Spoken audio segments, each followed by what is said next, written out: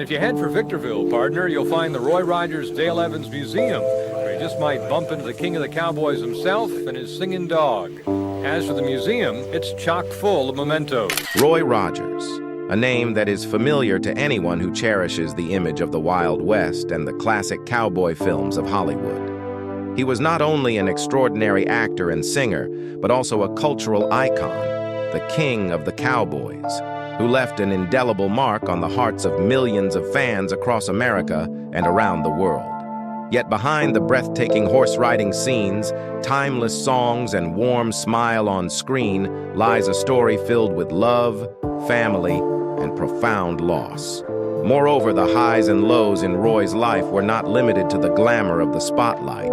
He faced financial struggles, the collapse of major contracts, and unsuccessful investments. Despite it all, he never wavered in his faith in God or his devotion to his family, which he considered his most precious assets.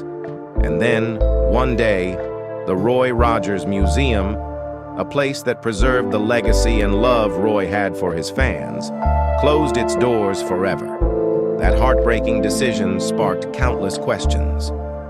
What happened? Why did an irreplaceable symbol of the American West come to such a sorrowful end?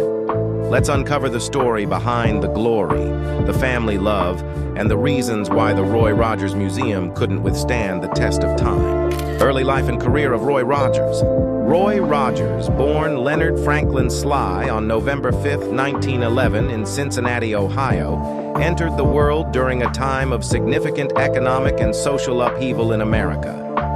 His childhood was marked by hardship and poverty. The family lived in a makeshift home on 2nd Street, a location that would later become the site of Riverfront Stadium. Roy often joked that he was born on second base, destined for greatness. Growing up in a large family, he had 3 sisters, Kathleen, Mary, and Cleta. Roy's father, Andrew "Andy" Sly, was discontented with city life and the grueling work in the factory. Yearning for freedom from the suffocating urban environment, Andy and his brother built a 50-foot houseboat from salvaged wood. In 1912, the Sly family embarked on a journey down the Ohio River on this houseboat, dreaming of settling on land they had purchased near Portsmouth, Ohio. However, nature had its own plans. The historic flood of 1913 forced them to pull the houseboat ashore, where it served as their humble home for several years. By 1919, the Sly family had finally found more stability, settling on a farm in Duck Run near Lucasville, Ohio. They built a 6-room house, but Andy soon realized that farming would never make them wealthy. To support his family, he took a job at a shoe factory in Portsmouth and would return home each weekend. On one of these visits, he brought a special gift for Leonard, a horse. This gift ignited Roy's passion for horseback riding, laying the foundation for his future career as a cowboy icon. At that time, the Sly family had few modern forms of entertainment. They created their own joy on Saturday nights with traditional dances, where Leonard played the mandolin, sang, and called out the dance steps. During these early years, he also learned to yodel, a skill he and his mother used to communicate across the farm. These activities were more than just entertainment. They were the roots of his deep musical talent. Leonard began attending high school in McDermott, Ohio, but had to drop out after 2 years to help support his family by working alongside his father at a shoe factory in Cincinnati. Though he tried attending night school, the heavy labor left him too exhausted to continue his education. Ultimately, Leonard gave up on school and embarked on a path to adulthood, unaware that his future held life-changing opportunities. In 1929, when Leonard's sister Mary and her husband moved to California, Leonard and his father Andy decided to pursue their dreams of the West as well. They left the factory and set off for California in an old 1923 Dodge. Life in California was tough, marked by months of fruit picking and living in impoverished labor camps. Roy endured hardships much like those described in The Grapes of Wrath.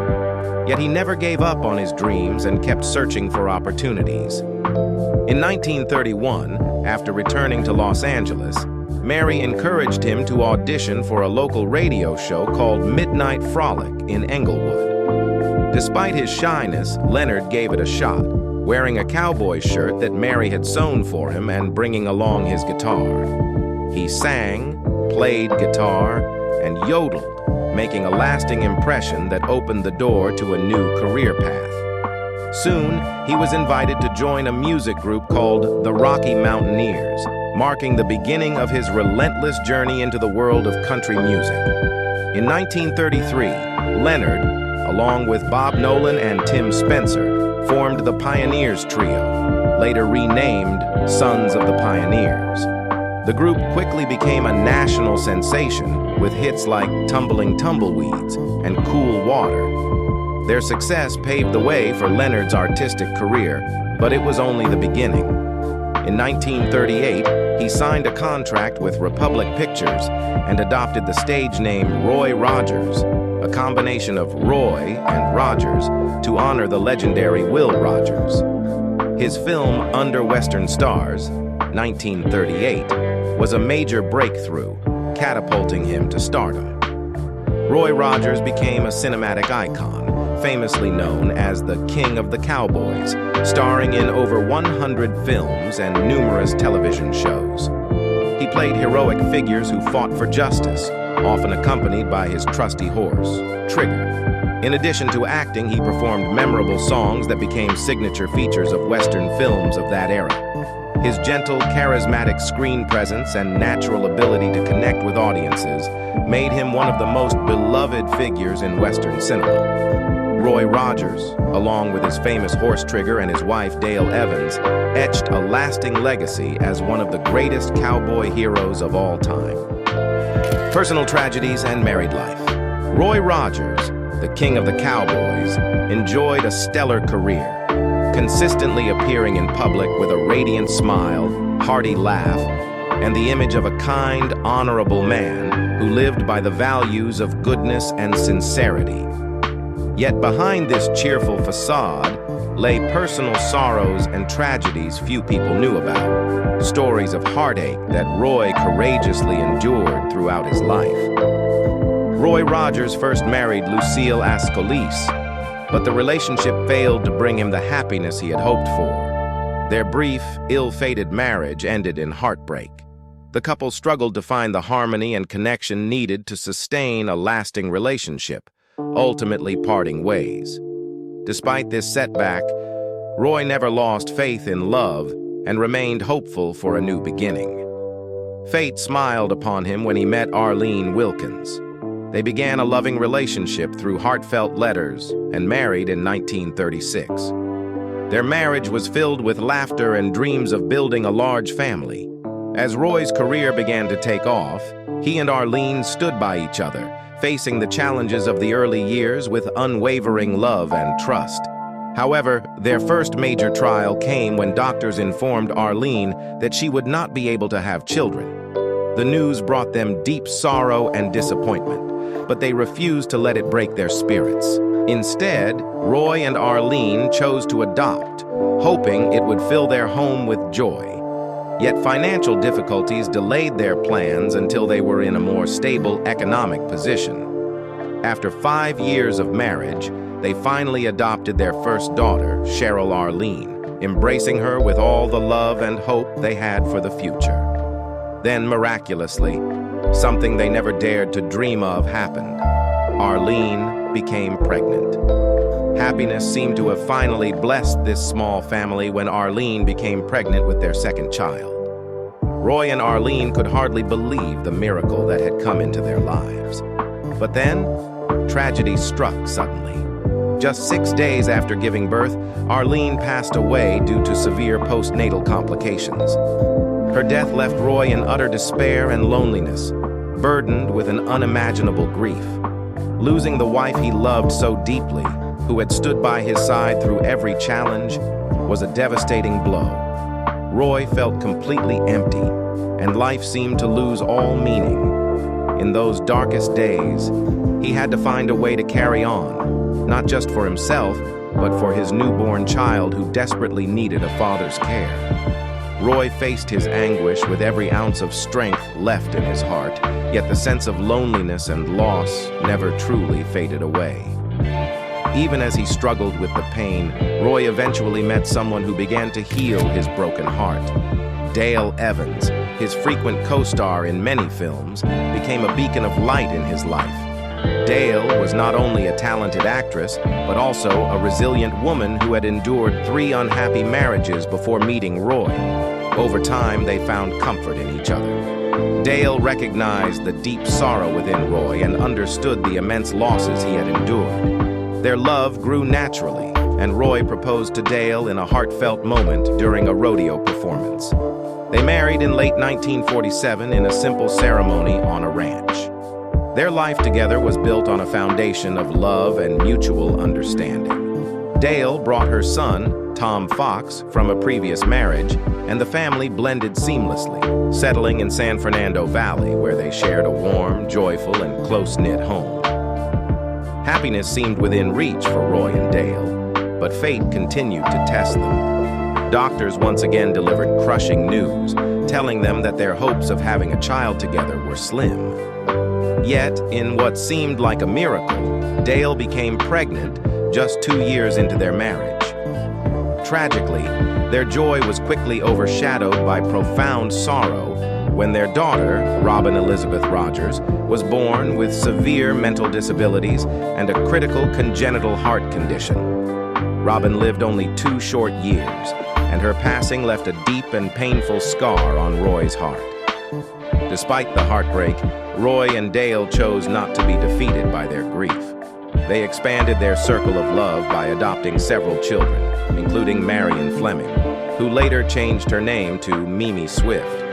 Mimi was born in a bomb shelter in Edinburgh during World War II and spent her early years in orphanages.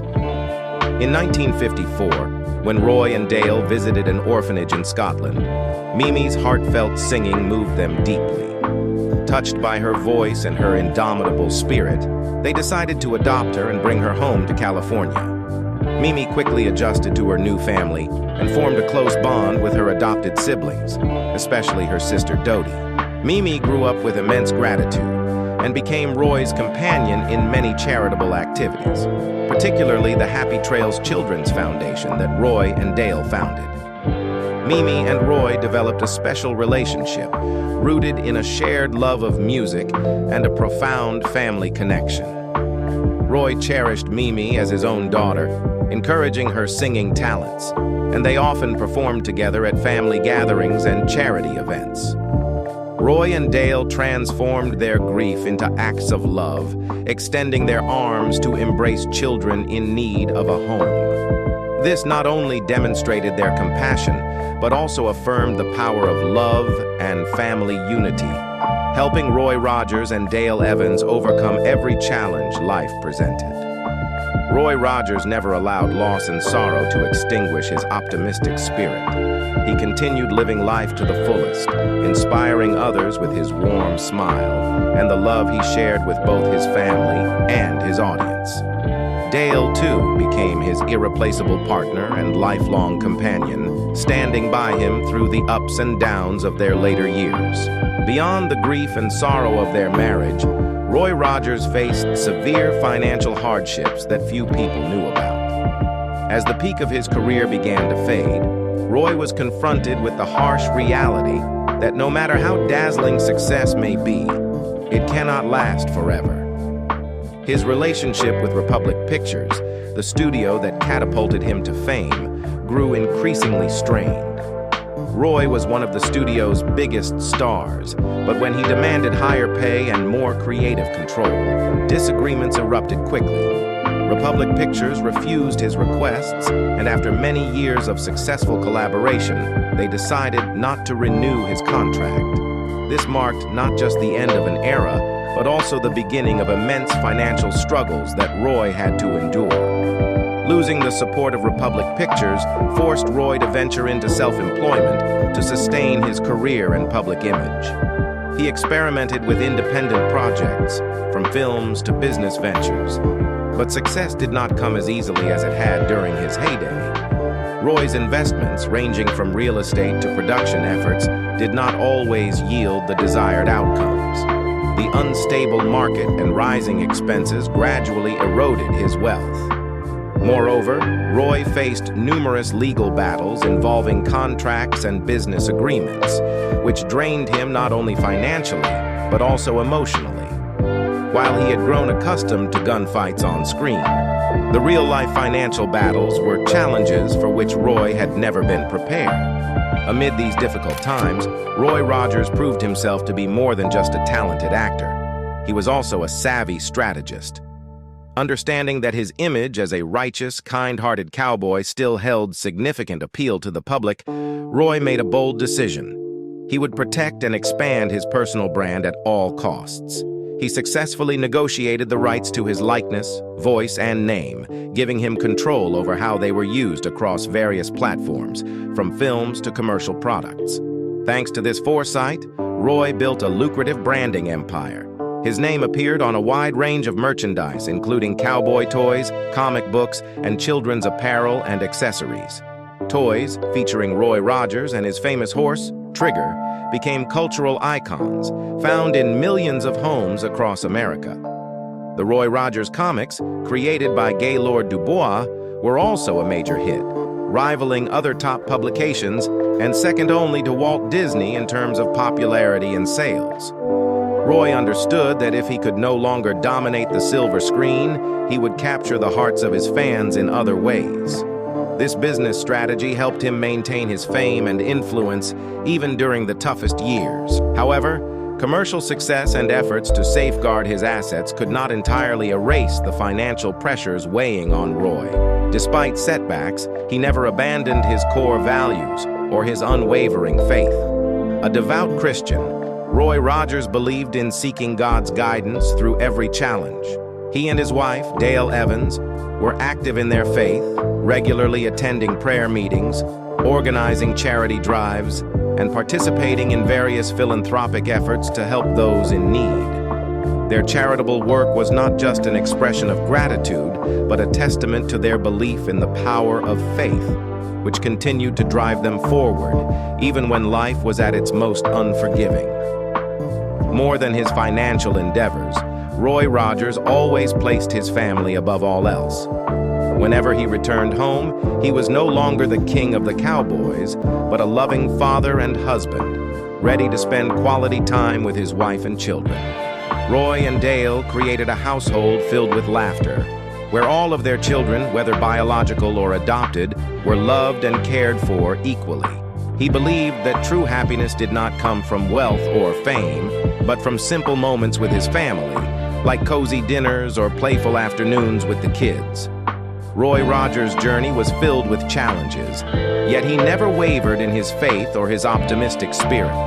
Even when faced with financial difficulties, he continued to inspire others with the way he lived. A life not just marked by glory, but also by a story of resilience, love, and compassion. It is these very values that created a timeless legacy, ensuring that the name Roy Rogers would always be remembered as an irreplaceable legend. The history and reasons behind the closure of the Roy Rogers Museum. The Roy Rogers Museum opened its doors in 1957 in Apple Valley, California, as a sacred shrine dedicated to honoring the King of the Cowboys. It was a place that housed not only invaluable artifacts from Roy's illustrious career, but also the story of a man who had inspired an entire generation. Established by Roy Rogers and his wife, Dale Evans, the museum was a testament to their love and dedication spanning decades. Fans from all corners of the world flocked to Apple Valley to admire the memorabilia that had once accompanied Roy in his classic cowboy films. One of the museum's most treasured displays included intricately adorned saddles, glimmering with silver, that had become iconic alongside Roy and his beloved horse, Trigger. The museum showcased Roy's distinctive cowboy outfits, embellished with glittering trims and elaborate details, a vivid reminder of the era when he stood as a symbol of integrity and kindness. Perhaps most notable was the taxidermied figure of Trigger, the smartest horse in the movies, preserved by Roy after Trigger passed away. Trigger was not just a faithful companion, but a living symbol of the Western spirit, faithfully standing by Roy's side throughout his legendary career. Equally memorable was Bullet, Roy's loyal canine companion, who had shared many adventures on screen. Preserved and placed next to Trigger, Bullet became an eternal figure alongside the famous horse, cherished by cowboy culture enthusiasts. Visitors could also admire numerous other artifacts, including family photographs, small figurines, and carefully curated memorabilia, each item telling a unique story of Roy Rogers' life and legacy. In 2003, the museum relocated to Branson, Missouri, a city renowned for its entertainment attractions and as a hub for tourists. With this move, Roy and Dale hoped to bring the museum closer to the public, attract more admirers, and keep their legacy alive. Branson became the new home for the cherished memories of Roy Rogers, and the museum continued to be a must-visit destination for anyone wanting to experience the authentic spirit of the West. Unfortunately, the museum's endurance could not withstand the passage of time and changing circumstances. After Roy Rogers passed away in 1998, a decline in visitor numbers became a serious issue. Despite the Rogers family's best efforts to keep the museum running, the reality was that the passion for classic cowboy films was no longer as widespread as it once had been. Visitor attendance steadily decreased, and as maintenance and operational costs continued to rise, the family faced mounting financial challenges. Roy Rogers, always forward-thinking, had anticipated this situation. Before his death, he left instructions for his family. If the museum could no longer sustain itself, they should close it and auction off the artifacts. He believed it was better for the memorabilia to be shared widely with true fans rather than left to fade away in an unsustainable museum. Though it was a heartbreaking decision, the family honored Roy's wishes. In 2009, after years of trying to keep it afloat, the Roy Rogers Museum officially closed its doors, leaving behind a sense of longing and nostalgia for those who had cherished it. The priceless artifacts were then auctioned at Christie's, an event that stirred deep emotions among those who had cherished Roy's legacy. Over 300 items were put up for sale, ranging from familiar props from his films, like the silver-adorned saddles, to Roy's personal, treasured belongings. These artifacts were not merely memorabilia, but pieces of Hollywood history and the spirit of the Wild West. The Christie's auction was more than a commercial transaction. It was an emotional farewell to Roy Rogers' legacy. Fans, collectors, and people who had worked with Roy gathered to pay their final respects. Despite the sadness of seeing the beloved items being dispersed, the event also provided an opportunity to celebrate and honor Roy's extraordinary life. Trigger, the loyal horse who had accompanied Roy on countless adventures, was purchased by Patrick Gotch, the founder of RFD-TV, who was determined to preserve this iconic symbol. Patrick Gotch nearly lost his chance to acquire Trigger due to a technical error during a phone bid. Yet, with the determination and spirit of a true fan, he succeeded, saving Trigger from an uncertain fate and safeguarding Roy's legacy. The end of the auction marked one of the most poignant moments. As the final items were sold, the crowd spontaneously began to sing "Happy Trails," the signature farewell song Roy and Dale used to perform for their audiences. The heartfelt singing resonated throughout the room, evoking memories of the joy and happiness Roy Rogers had brought to so many lives. Tears filled the eyes of many, not just because of the museum's closure, but because of their enduring love and admiration for Roy. Though the auction concluded, Roy Rogers' legacy remains undiminished. While the museum may be gone, his spirit continues to inspire generations of Western enthusiasts, reminding the world that kindness and loyalty have a timeless power. Legacy and impact of Roy Rogers. Roy Rogers was more than a movie star. He was a cultural icon whose influence extended far beyond the entertainment world. His image, a cowboy embodying integrity, compassion, and genuine love, became etched in the hearts of millions of fans across all ages and generations. Roy didn't just ride his horse, Trigger, across the Western plains in films.